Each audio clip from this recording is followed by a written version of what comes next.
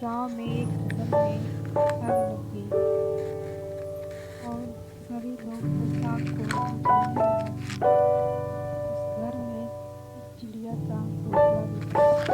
वो चिड़िया भी अपनी चोंच में पानी भरती और आग बुझाती। एक दिन वह घर पर पानी लाती और झाँकती तो एक कौवा आग में से निकलती चिड़िया से कहने लगा, तुम आग बुझाते क्यों हो? मैं जलाने के लिए तैयार हूँ। दूसरी चिड़िया बोली, ये कहानी तो आपने बहुत